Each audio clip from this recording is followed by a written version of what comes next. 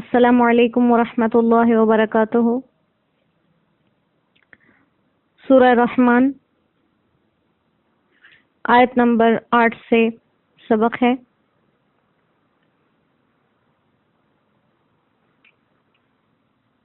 अल्ला ततगौ के ज्यादती ना करो, फिल मीज़ान तराजू में, व अकीमुल वज़न और सीधी रखो तराजू, बिलक़िस्त इंसाफ के साथ, वला तुखसिरू और मत कम करो, अल मीज़ान तोल को, और सीधी तराजू से तोलो इंसाफ से,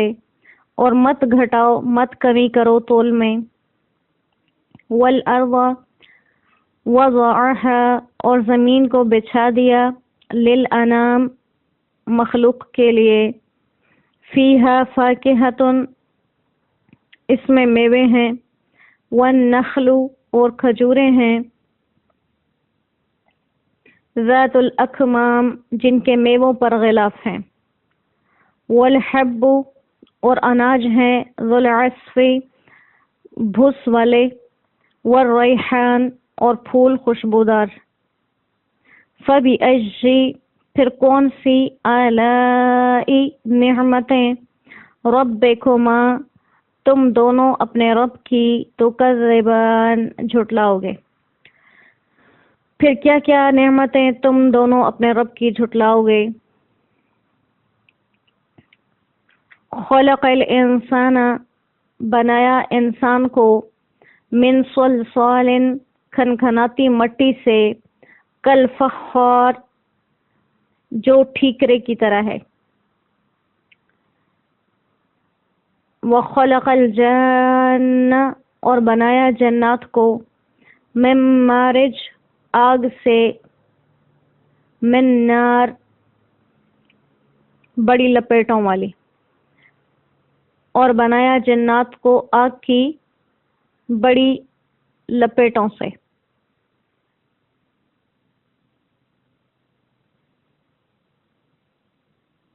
फबी अज्जी आलाई फिर कौन कौन सी नेमतें, रब्बिकुमा तुकज़्ज़िबान तुम दोनों अपने रब की झुटलाओगे। रब्बुल मशरिक़ैन वो रब है दो मशरिक़ों का, व रब्बुल मग़रिबैन और रब है दो मग़रिबों का। फबी अज्जी आलाई फिर कौन कौन सी नेमतें, रब्बिकुमा तुकज़्ज़िबान तुम दोनों अपने रब की झुटलाओगे। सदक़ल्लाहुल अज़ीम। ला बिशैइन मिन निअमिका रब्बिना नुकज़्ज़िबु फलकल हम्द। इंसान की तख्लीक का जिक्र और उस पे किए जाने वाले कुरानी एहसान का तज़किरा और इल्म बयान का तज़किरा,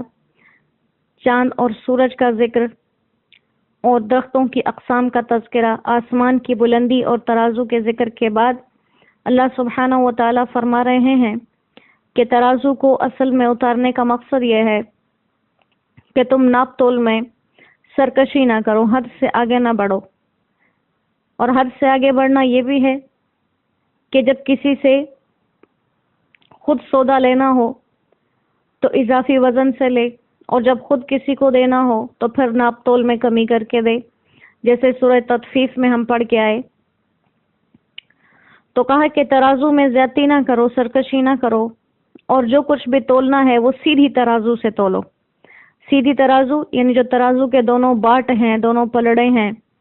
वो एक जैसे हों, एक बराबर में आ जाएं, तो उसके साथ इंसाफ से तोलो और नाप तोल में कमी ना करो। तो दुनिया की तख्लीक का मकसद असल में,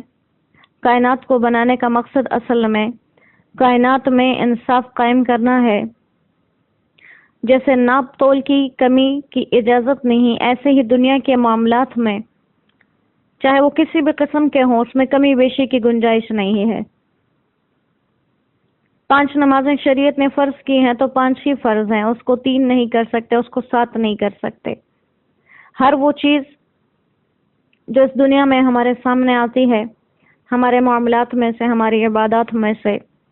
हर एक चीज़ के अंदर क़िस्त इंसाफ के साथ रहना है। اور اس انصاف کے ترازو سے جو آگے بڑھے گا وہ سرکشی ہو جائے گی۔ اور زمین کی نعمت کا تذکرہ کیا کہ زمین کو مخلوقات کے لیے بچھا دیا۔ انام ہر ذی روح یعنی ہر جاندار کو کہتے ہیں، لیکن یہاں پر خاص طور سے یہ دو طبقے مراد ہیں، یعنی جن و انس، کیونکہ سورہ رحمان کے زیادہ تر مضامین کے مخاطب یہی دو گروہ ہیں۔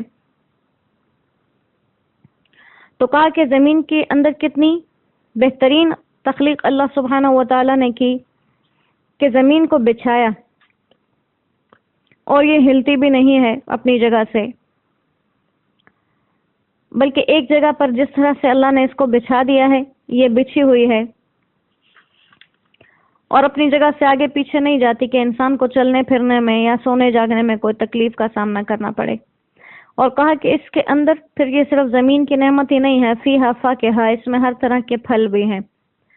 فاکہہ ایسے میووں کو اور پھلوں کو کہا جاتا ہے جو غذا کے طور پہ نہیں بلکہ تفریح کے طور پر طبیعت کی خوشی کے لیے کھائے جائیں۔ تو کہا کہ ہم نے اس میں ہر طرح کے میوے بنائے اور کھجوریں بنائی، اور کیسی کھجوریں ہیں کہ ذات الاکمام، ان کے اوپر غلاف ہوتے ہیں۔ اکمام کہتے ہیں کسی بھی غلے کے اوپر، کسی بھی پھل کے اوپر، جیسے بہت سے پھل ہیں تو پھل بننے سے پہلے ان کے اوپر غلاف ہوتے ہیں، پھر آہستہ آہستہ وہ غلاف ہٹتے جاتے ہیں اور پھل نمودار ہو جاتا ہے۔ اسی طرح سے فرمایا کہ والحب ذو العصف، ہم نے اناج بھی اگایا، اور اناج خالص نہیں تھا کہ سامنے سامنے ہوتا، بلکہ اس کی حفاظت کے لیے ذو العصف اس کے اوپر بھوس لگا دیا۔ جیسے چاول کو دیکھیں، گندموں کو دیکھیں، جس چیز کو بھی دیکھ لیں تو اس کے ارد گرد کسی نہ کسی طرح بھوسا لگا ہوا ہوتا ہے جو اس کی حفاظت کے لیے ہوتا ہے۔ تو اللہ سبحانہ و تعالی یہاں پر غفلت شعار انسان کو جگا رہے ہیں کہ دیکھو جس غذا کو تم آرام سے بغیر کسی محنت اور مشقت کے اپنے کھانے کے لیے استعمال کرتے ہو، اس رب کائنات نے، اس خالق جن و انس نے، جن و بشر نے کتنی بہترین صناعت کے ساتھ اس کو بنایا کہ ہر دانے کے اوپر الگ الگ سے غلاف چڑھا دیا، اور پھر ان کو حشرات الارض سے، کیڑے مکوڑوں سے، مکھیوں سے، مچھروں سے پاک صاف رکھا۔ اور اس کے ساتھ ساتھ یہ بھوسا ایسا بیکار بھی نہیں ہے کہ صرف حفاظت کے لیے، اس میں مزید یہ بھی گنجائش ہے کہ وہ تمہارے جانوروں کی غذا بن جاتا ہے، تمہارے رزق کی حفاظت کرتا ہے اور تمہارے جانوروں کا رزق بن جاتا ہے، اور تمہارے جانوروں کے رزق بننے کے بعد ان جانوروں کے دودھ سے، ان کے گوشت سے، ان کی سواریوں سے، وہ جو ساری خدمات تم حاصل کرتے ہو وہ بھی اسی زمین میں اگنے والی اناج اور نعمتوں کا صدقہ ہے۔ والریحان، اور اس کے ساتھ ساتھ اللہ سبحانہ و تعالی ہر نعمت کو الگ الگ سے ذکر کر کے انسان کو توجہ دلا رہے ہیں کہ یہ سب چیزیں جو تمہارے سامنے ہیں، کیا اناج ہو گئے، اناج کھانے پینے کے لیے ہیں، اور اناج میں اکثر خوشبو نہیں ہوتی، تو کہا اس کے ساتھ دیکھو والریحان، پھول خوشبودار بھی ہیں۔ ریحان خوشبو کو کہتے ہیں، اکثر مفسرین نے اس سے یہی مراد لیا ہے کہ اللہ تعالیٰ نے زمین سے پیدا ہونے والے درختوں میں طرح طرح کی خوشبوئیں اور خوشبودار پھول پیدا کر دیے، اور کبھی کبھی ریحان کا لفظ رزق کے معنی میں بھی آتا ہے اور دماغ، مغز کے معنی میں بھی آتا ہے۔ تو حضرت عبداللہ ابن عباس رضی اللہ تعالیٰ عنہ نے ریحان سے یہاں پر رزق ہی مراد لیا ہے کہ اللہ سبحانہ و تعالیٰ نے تمہیں یہ دانوں کی صورت میں بھی غلے دیے اور اس کے علاوہ بھی تمہیں رزق دیے۔ تو ان تمام چیزوں کو دیکھنے کے بعد، سننے کے بعد، تم اپنے رب کی کون کون سی نعمتوں کو جھٹلاؤ گے اے دو قسم کے لوگوں؟ اور دو قسم کے لوگوں سے مراد یہاں پر جن و انسان ہیں، کیونکہ اللہ تعالیٰ کے بھیجے ہوئے احکامات ان دونوں گروہوں کی طرف ہیں۔ اللہ نے پتھروں سے، درختوں سے، دیواروں سے سوال جواب نہیں کرنے، حساب کتاب نہیں کرنے، پوچھ گچھ نہیں کرنی، کیونکہ یہ لوگ کوئی بھی چیز استعمال نہیں کرتے۔ تمام نعمتیں جو اللہ نے دی ہیں وہ استعمال کرنے والے اور سوچ اور شعور رکھنے والے دو ہی گروہ ہیں۔ اگرچہ جانور بھی یہ چیزیں استعمال کرتے ہیں، لیکن ان کے استعمال میں اور انسان کے استعمال میں فرق ہے۔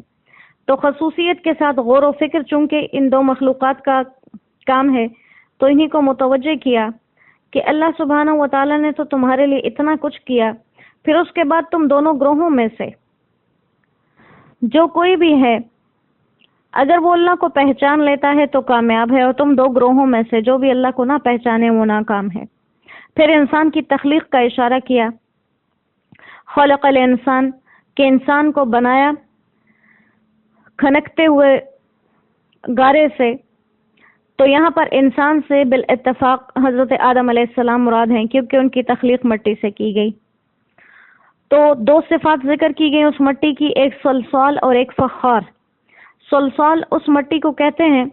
کہ جس کو پانی کے ساتھ ملا کے گوندھ لیتے ہیں پھر وہ خشک ہو جائے، اور فخار اس مٹی کو کہتے ہیں جس کو پانی میں ملا کر پھر اس کو آگ پہ پکا لیا جائے۔ جیسے بہت پہلے اینٹیں اس طرح سے بنا کرتی تھیں، پھر آہستہ آہستہ سے ان کے بنانے کے طرز میں تبدیلی آ گئی۔ تو کہا کہ انسان کی تخلیق ایک ایسی چیز سے ہوئی، حضرت آدم علیہ السلام کی تخلیق کی طرف اشارہ کہ ان کو کھنکتی ہوئی مٹی سے بنایا۔ اور وہ خلق الجان، جان کہتے ہیں جنات کے جنس کو، مکمل جو ان کی جنس ہے ان کو کہا جاتا ہے، اور مارج آگ سے اٹھنے والے شعلے کو کہتے ہیں، جو بڑے شعلے ہوتے ہیں ان سے۔ تو چونکہ جیسے انسان کی تخلیق میں مٹی سب سے اہم جز ہے، اسی طرح ان کی تخلیق میں آگ سب سے جو ہے وہ بڑا جز ہے۔ تو اس کے بعد تخلیق کے بعد ذکر کیا، اگر ہم سے کوئی پوچھے اور ہمیں اللہ نے نہ بتایا ہوتا کہ تم کس چیز سے بنے ہو، تو یقیناً ہمارا جواب یہی ہوتا کہ ہم گوشت اور ہڈیوں سے بنے ہیں، ہمیں اس چیز کا جواب معلوم نہ ہوتا۔ لیکن اللہ بتاتے ہیں کہ یہ تمہاری تخلیق کی ابتدا مٹی سے ہوئی ہے۔ تو فرمایا کہ فَبِأَيِّ آلَاءِ رَبِّكُمَا تُكَذِّبَانِ، اس کے بعد تم اپنے رب کی کون کون سی نعمتوں کو جھٹلاؤ گے، جبکہ تمہاری وہ چیزیں جو تم اپنے جسم کے بارے میں خود بھی نہیں جانتے، اس کو بھی وہ مہربان رب بہت اچھے طریقے سے جانتا ہے، اور وہ رب المشرقین بھی ہے، وہ رب المغربین بھی ہے۔ دو مشرق اس لیے کہے کیونکہ سردی اور گرمی میں سورج کا نکلنا اور سورج کا ڈوبنا، یہ جگہ تھوڑی سی فرق سے تبدیل ہو جاتی ہے، سردی اور گرمی کے لحاظ سے تھوڑی سی تبدیلی آ جاتی ہے، طلوع ہونے میں بھی اور غروب ہونے میں بھی۔ تو اس کا حساب کر کے دو مشرق اور دو مغرب کہا گیا کہ سردیوں کے زمانے میں مشرق سے جہاں سے سورج نکلتا ہے اور پھر گرمی کے زمانے میں جہاں سے نکلتا ہے، ان مقامات میں تھوڑا سا فرق ہوتا ہے، معمولی سا۔ یہ نہیں کہ ایک دفعہ واقعی مشرق سے نکلتا ہے تو اگلی دفعہ شمال سے نکل آتا ہے، ایسا نہیں ہے، ہوتا مشرق سے ہی ہے لیکن کچھ معمولی فرق کے ساتھ ہوتا ہے۔ اسی طرح غروب ہونے کا بھی یہی حساب ہے کہ سردیوں میں غروب ہونا اور گرمیوں میں غروب ہونے میں معمولی سا کچھ زاویوں کا فرق ہوتا ہے۔ اور اس کے بعد پھر سے ایک دفعہ انسان کو کہا گیا کہ ان تمام چیزوں کو سننے کے بعد بھی فَبِأَيِّ آلَاءِ رَبِّكُمَا تُكَذِّبَانِ، تم دونوں گروہ اپنے رب کی کون کون سی نعمتوں کو جھٹلاؤ گے۔ تو بلا شبہ ہم اپنے رب کی کسی بھی نعمت کو نہیں جھٹلاتے، اور یہ اس کا احسان ہے کہ ہمیں انعامات دینے کے بعد اور ہمیں احسانات دینے کے بعد اور نعمتیں دینے کے بعد ہمیں جتا بھی دیا کہ یہ نعمتیں تمہیں عطا کردہ اس رب کی ہیں، لہذا سرکشی نہ کرو۔ اگر ہمیں یہ نعمتیں عطا تو کی ہوتی، لیکن اللہ نے ہمیں مطلع نہ کیا ہوتا، اس پہ اطلاع نہ دی ہوتی کہ یہ چیزیں میں نے تمہیں دی ہیں اور اس کے شکریہ کا یہ طریقہ ہے، تو شاید ہم ساری زندگی یہ نعمتیں استعمال کرتے لیکن کبھی شکریہ اس کا نہ ادا کرتے۔ تو اللہ نے ہمیں یہ نعمتیں بھی عطا کی اور اس کے بعد پھر اپنے شکرانے کا طریقہ بھی بتا دیا کہ میں کس طرح سے راضی ہوتا ہوں اور میرے شکر کا کیا طریقہ ہے۔ تو اللہ کریم ہمیں حقیقی معنوں میں اپنا شکر گزار بنا دے، حقیقی معنوں میں جس طرح سے وہ رب راضی ہوتا ہے ہمیں ان طریقوں میں ڈھال لے، اور اللہ ہم پر اپنے خاص فضل و کرم والے معاملے کرے، ہمارے بے نمازیوں کو نمازی بنا دے، بے پرداؤں کو پردے کی توفیق عطا فرما دے، ہمارے بیماروں کو شفا عطا فرما دیں، ہمارے گناہوں سے درگزر فرمائیں۔ بے شک وہ بہت ہی مہربان رب ہے، وہ بہت ہی مہربان رب ہے، اور ہمارے ساتھ ہمیشہ سے وہ نرمی والے معاملے اختیار کر کے رکھے۔ اپنے کلام کو ہمارے لیے عمل کی نسبت سے آسان فرما دیں، اور شب و روز ہمیں اس کی تلاوت کا اہتمام کرنے والا بنائیں۔ وما علینا الا البلاغ وآخر دعوانا ان الحمد للہ رب العالمین۔ السلام علیکم ورحمۃ اللہ وبرکاتہ۔